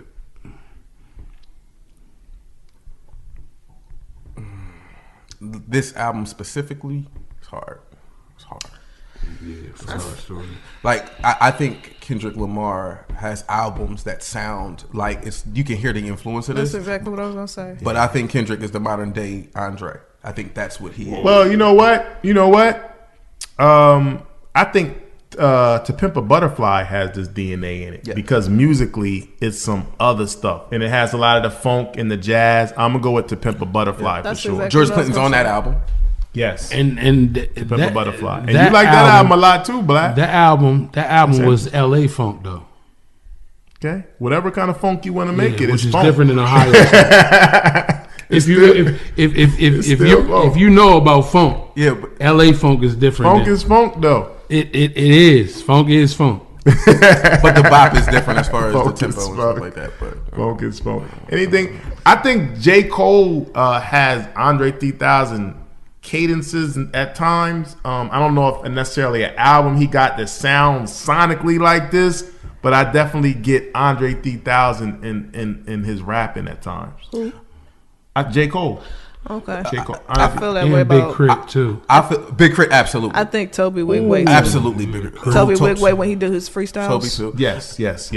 Toby Andre definitely 3000. I mean, not Andre 3000. Big Crit. Was it Cadillactica or something? Yes, yes. Forever That was Today. Friday. Nah, the Cadillactica, man. was it. That I'm not gonna lie. Cadillactica sound like some OutKast type stuff. Both of them have Yeah, have those elements. honestly. Because Catalytica, that was like the stars and quasars and shit. So that was more the AT Aliens, you think? Question: has J. Cole's feature run surpassed Andre 3000? What do you mean, like him being on other people's songs? Yeah, his feature run, like his features. Yeah. Just throwing a question up there. Because more of his verses, you're saying this is the best verse than even Andre 3000. Nah, but you He can killing it, you man. can spot a lobster around a bunch of chicken nuggets. Jeez. One more time with that one. You gotta say that in the mic. One more time. What can you do? You can spot a lobster around a bunch of chicken nuggets. Got you. Yeah, of course it sounds good. Got anything else for Hey yo. No, I can't. Of course it sounds good rapping with these bum niggas. You just had to go to extra. You had to clarify it. We understood. Yeah. He wanted to clarify that he feels like who J. Cole raps with are bums. Wow. I don't feel like everybody J. Cole rap with the bums. All right, once you name them, we'll I'm not arguing with you Wow. right now. Hey, Yachty. This ain't wow, that's the feature you go to, That's the most recent one. and people love Yachty's last album. He's Did right. you hear it? He's I don't right. listen. It was more of an R&B album, so I'm not doing this. Are we still talking about? Yeah. With the albums too. They got the OutKast in it. what? Tyler the Creator. Yeah. He's The last one? Yes. The DJ and the one before that. The okay. You make my earthquake. Okay. All right. Okay. I ain't thinking about that one. but Definitely okay. OutKast influenced. Definitely. All right. Well, 25 years of Aquemini. What's the legacy of this album to y'all?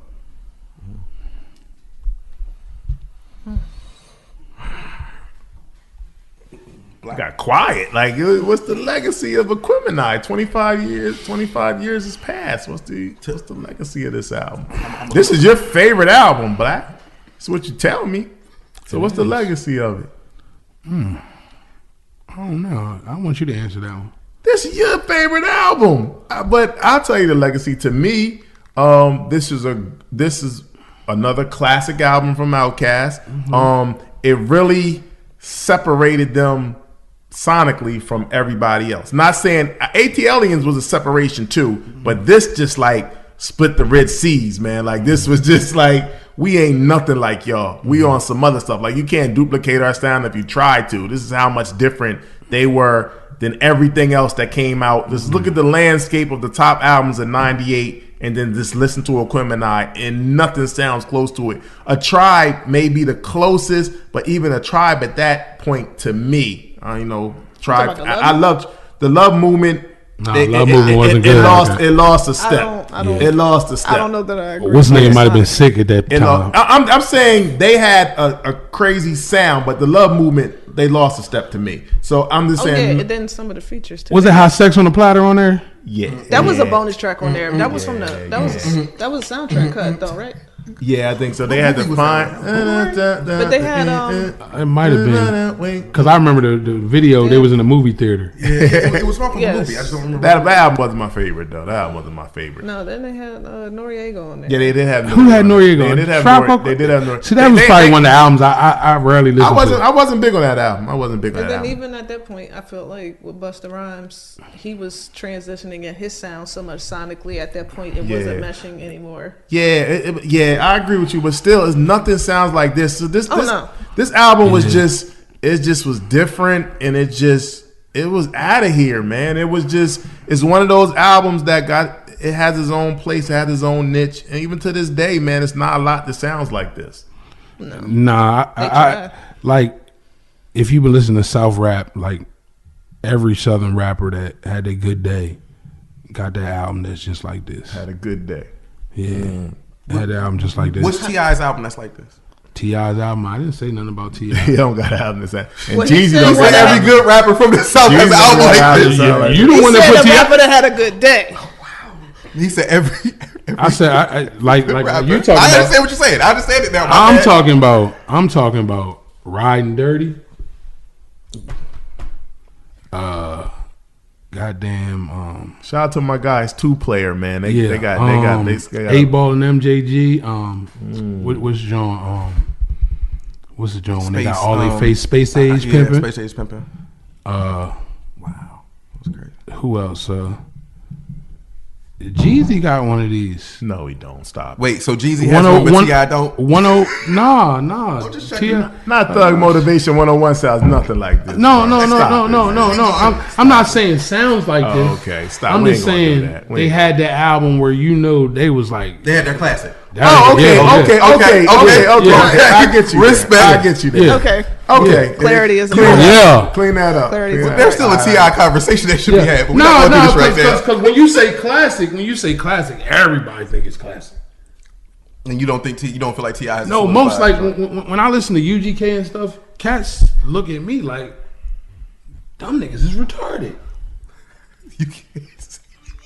I'm like, you must ain't never heard Southern rap, brother. You must haven't. Yeah, like on the East Coast, a lot of people haven't heard that. You gotta listen to them country tunes, man. That joint. So they so most people they ear ain't wide, man. You know what I'm saying? They don't listen to much. So most people don't know nothing. Sorry, man. All they know is Jay-Z and Queen Latifah. All right. Stop it, man. All they know is Jay-Z and Queen Latifah. It's OutKast, man. You have to bring in the OutKast for this episode. They don't know nothing, man. If you don't know nothing about this, you don't know nothing. You hear it right from Black. Tell them one more time. If you don't know nothing about this, you don't know nothing. Got you. This is the album that's supposed to be in your repertoire. When you go through the albums, this is supposed to be in there. All right. Well, it's different, man. Elize, you got you're an artist. Yes. So I know you've been seeing Nataki talk about the soft girl era. That's been a big thing since December. Once we did a video shoot, and I think that's been a new chapter in all of our lives. It's been me and like 6 other women, and Nataki's been kind of like the spokesperson for that. She hasn't. This isn't like a trademark name. Like she didn't coin the phrase, but we've been kind of walking in it, and running living with in it. Yeah, Running yeah, with absolutely. It, huh? What's a soft girl, by the way? Just I don't know. I think. Well, for me, being a soft Her girl. posture changed a little bit. She was like, hold up. I need to get my bag. I just need some clarity. I don't know. Well, I know it means a lot of different things for a lot of different women, but for me, it's just more like kind of just functioning in my womanhood and what that looks like for me, regardless of. Black face. Go ahead. What? Why you looking like that? Nah, I was just remembering that shot. Go ahead. I was just remembering that. Keep going. Don't mind me. We're not. We're not. Functioning in my womanhood and my femininity and what that looks like to me, no matter how I show up, I'm still a woman, and also, I think deeper than that is healing, inner child healing and facing trauma and choosing joy over the little things that don't matter day to day. Yep, because it's a choice. Definitely a choice. Absolutely. So how you describe your art?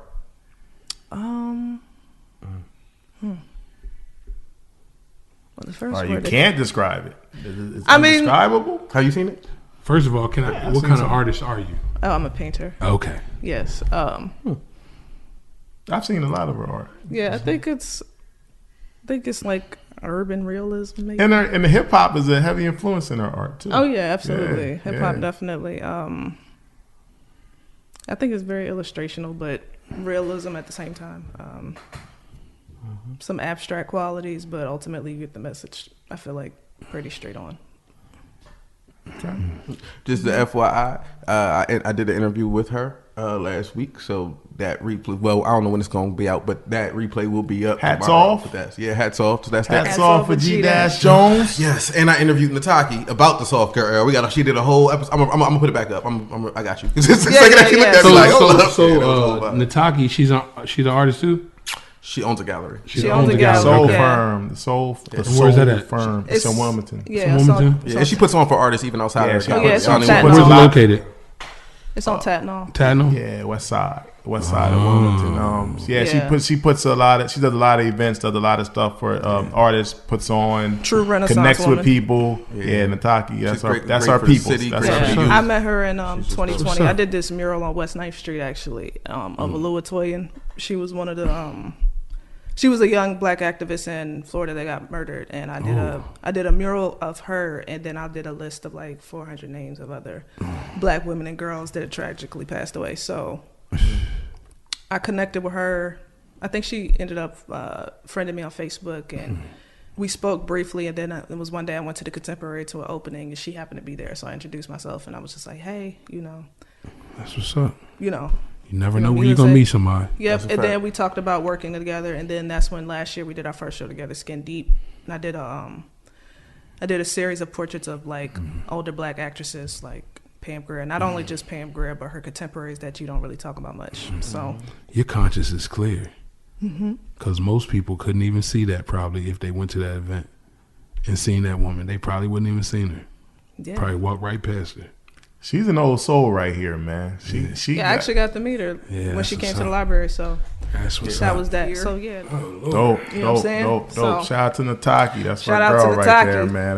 That's family of the concert crew, man. So Dope show. is she black? oh Yeah, absolutely. absolutely. She's definitely black. Absolutely. 100% black. Sorry, Nataki. I'm just asking. Yo, with a name like Nataki, I just had to ask. Jesus. What are we doing? That's Nataki. man? That's You got- like, again. please forgive him. It's Nataki. Don't- Oh, and she got hands, man. You better chill. It's black. No, because I got a cousin named Mayumi, Okay. and she's Japanese. So Okay. Yeah, she's Nataki. Nataki's You know what I'm saying? unapologetically black. Yeah. All right? I have a Japanese cousin Yeah. as well. So But I can see where you can get that from. Yeah. though. I get it. so that's why I was asking questions. But make sure y'all check out Elize and her Yes. her never before seen work, prints, merch, the whole nine. So You got Instagram? yes. give it. Oh, it's Elize Art, E.Lizeart. If y'all don't know, zoom in on the hat, yeah. There you go. There you Period. go. She's dope, Yeah. man. She's dope. She got some dope stuff. All right, G Dash, man. Yes, sir. Hats off with G Dash. Yes.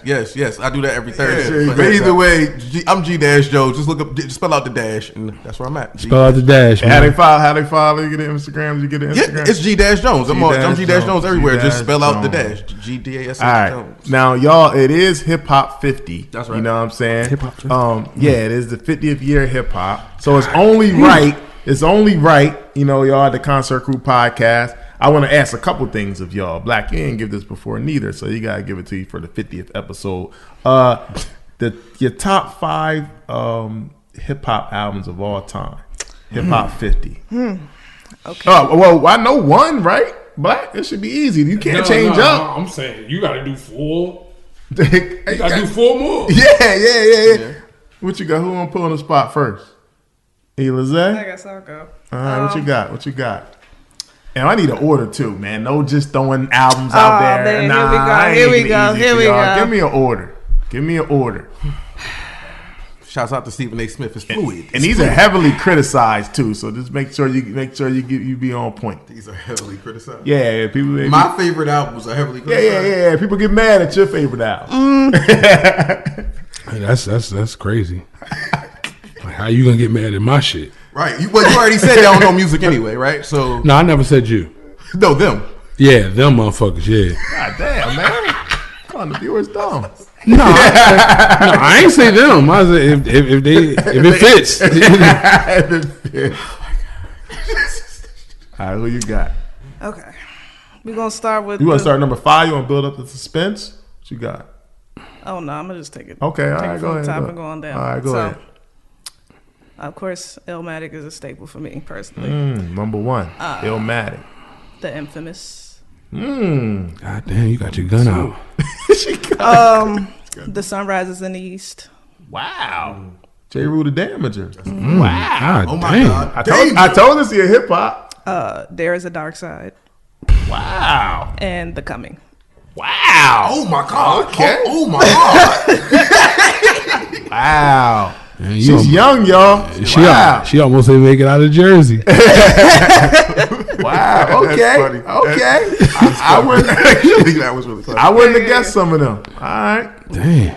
That was I didn't even see that. Damn. Who next? It's got to be one of y'all two. I'll figure it out. Let's go. And this is my list right now. It may change tomorrow. This is how I feel right now. Okay, it's fluid. Okay. Here's how I feel about it. I absolutely felt that. So Yeah,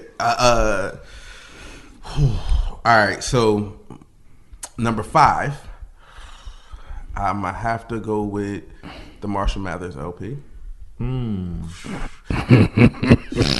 Okay. Yes. Oh man, so if some of my Concert Crew people was here, they would Hi, upset. my name is. That wasn't that That's album, the but sad. So what's on the Marshall Mathers LP?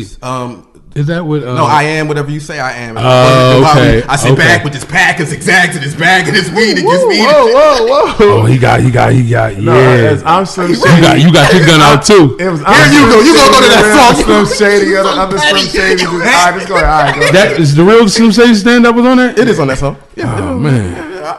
It's number 5. Hey, Oh, that's 5. Okay, That's five. okay. I thought you came from the top like her. No. Okay. That's why I was like, whoa. No. All right. I started at 5. Number 4. I'm gonna have to go with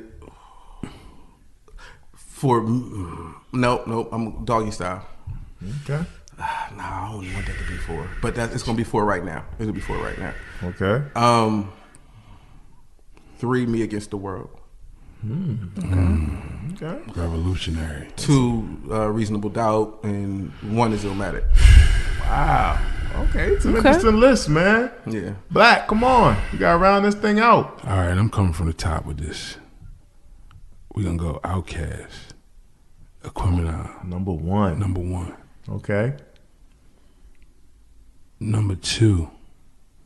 HE Aliens. Wow. 1 a.m. Back to back. 1 Back a.m. to 1 B. back. 1 a.m. Wow. Yeah, 1 a.m. Okay. 2 OutKast. 3. Ghostface. Which one? Second, Supreme Clientele. Tony Mottola. album fire. 4. Jeez. 4. Riding Dirty.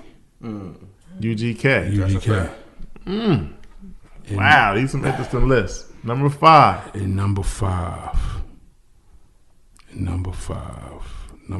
We gotta go with. Let's go with the Carter. The first one. Interesting. Yeah. The first Carter from Go Lil Wayne. DJ, because that's my DJ. DJ. I thought that was Carter too. No, Nah, that was Carter one. Go DJ was Yeah, the the Carter. first When he Carter. talking about, don't hurt him, Molly. All right, and one more hip hop question for. But wait, where you? Yeah, where you at? I already did this before. Oh, yeah, he did already do this. Well, we I heard wasn't it here. before. I heard it. All right, I heard it before. I'll go through it real quick. It was bad, too. It definitely wasn't bad. Number 1. Yeah, Russ Development in it. I did not. Number 1 is Ready to Die, Biggie. Number 2 is Jay-Z's The Blueprint. Number 3 is Life After Death, Biggie. Number 4 is Nas Illmatic, and number 5 is Doggy Style. And the crazy Okay. thing, Okay. I We did got a this. couple I of did those. this a while ago, and a Different lot of whole different a lot of albums didn't work their way off. Wow. I can see how that. how far was how long ago was this when you say that? Years ago. Oh, okay. Yeah. Okay. Listen, if you asked me a week ago, I might have put "Damn" in it by Kendrick. Or yeah. All right. One more top 50 question for y'all. Y'all top 5 MCs of all time. Ooh, I'll go first. All right. They just got to be in order? Yes, man. Come on, man. All right. Number 1. I just love Andre 3000. That's my number 1 Sheesh. rapper of all time. OutKast. Game spitter. 2. It's a sweep. 2. OutKast. 2.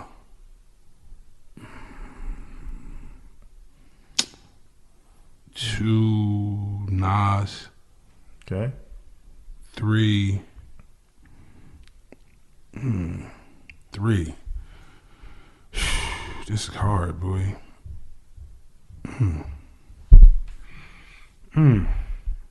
100,000 Nas. 100,000 Nas. Biggie. Okay. 2 more. Elzai. That was like dope. And Sky Zoo. Wow. Interesting. Sean would love that. Interesting. Go ahead. Yeah, I like that. You know, I was a Sky Zoo ambassador. Interesting. You a Sean Price guy too? You got to be. You a Sean Price guy? I like Pete, but I'm a Sky Zoo ambassador. I liked him when nobody did. I like Sky Zoo. I like early Sky on Zoo, too, though, yeah. bro. But I like think Sky if Zoo you, early. till he said we weird, so I think if you like, I like weird, Sky like Zoo. if you like, I like different, then you Sean want- tries to carry the torch, but I like But I gave Sean the torch, though. I gave Sean the Sky torch. Zoo well before Sean, but I let Sean have it though. Sean is he's pom poms. Like I don't even think, bro. But when I first met Sean, I don't even think Sean listened to Sky Zoo yet. Ooh, I think I gave Sean the torch. Ooh, I turned him on to Sky Zoo, man. okay. All right. You got you my got. 5 right now. I'm thinking. All right, so 1 is Jay. Do I want to put him there? 2. Oh, who's about to say? He's about to say Ja Rule? I think he's about to say Rick Ross. Both of y'all sound I nuts heard like an that. R. I heard an Yeah, R. I thought I heard Ja Rakim. Rule. Oh, Rakim? He's on. He's there. He's on this list. Okay. Jay-Z Jay-Z number 1. Rakim. Stop that, man. Finish your list. Bro, like Finish your list, you man. set me up like Don't this. do this. Don't do this. Finish your list, dog. We ain't gonna never get out of here. Yeah. Nah, I ain't say I ain't like Rakim. I said I just don't like him on your list. Go ahead. Go ahead. Man. Finish your list. Finish your Yeah, list. now you made it easy. All right, Jay-Z, Pac, Rakim, Eminem, Kendrick Lamar. Okay. Go ahead. I know you hate everything. I was just messing with you, though. This is a very subjective list. He was at. Hey, Very man. subjective. It always So, is. number 1, Styles P. The ghost. Interesting. Number 2, Jean Grey. Gene. Jean Grey was dope. Gene Grey's nasty. Genius Yeah, was one of lyrical. my joints. 3, Jadakiss. 4, Queen Latifah. 5, Busta Rhymes. Wow, the locks. Yeah. I'm with you. Locks. I'm with you. I love that. I mean, I've already done this, but I'll participate. I'm just because y'all ain't heard it. I guess I might as well. Yeah. But number 1 is Jay-Z. Number 2 is Biggie. Number 3 is Nas. Number 4 is Tupac, and number 5 is Rakim. It's my top 5, man. Those old We got dudes. like our picks be alive. Yeah, absolutely. So, Aquemini 25. Can we all agree that Aquemini is a classic? Absolutely. Can we all agree to that? No question. Classic. All right, it's definitely a classic. So, I'm sure there's people that may Classic like the Star Crunch. may disagree, but we all agreeing that this album is a classic. If you haven't heard Aquemini, go back and check it out, man. You might learn some stuff from artists that you like today, or they may have borrowed some stuff or got some different sounds or sonic musically where they got some stuff from. You may learn some stuff, man. So go back and check out Aquemini. Shout out to Big Boy, Andre 3000, Organized Noise, the whole Dungeon family, everybody that was down and with this album, man. Dope classic album, man. Go back and check that out. Man, shout out to y'all, man. G-Dash, Black, Elize. Appreciate y'all for coming on the Concert Crew podcast with me today. Thank you for having me. Keep doing y'all thing. All y'all out here moving. We Concert Crew Podcast. Make sure y'all go follow us at Concert Crew Podcast. Make sure y'all go download, subscribe. We on all digital platforms. Make sure y'all go to our YouTube page. Subscribe. Keep on running those numbers up. We appreciate all the support. Like we always say, long live our brother Tez, man. We going to continue to March 4th, man. We love you, Tez. Man, Concert Crew Podcast, happy 25th anniversary to Aquemini, OutKast, Big Boy, Dre 3000. Salute you, brothers, man. Better know that. Concert Crew Podcast, we here. We ain't going nowhere. Yo, Pito, hit us with the fader. We out.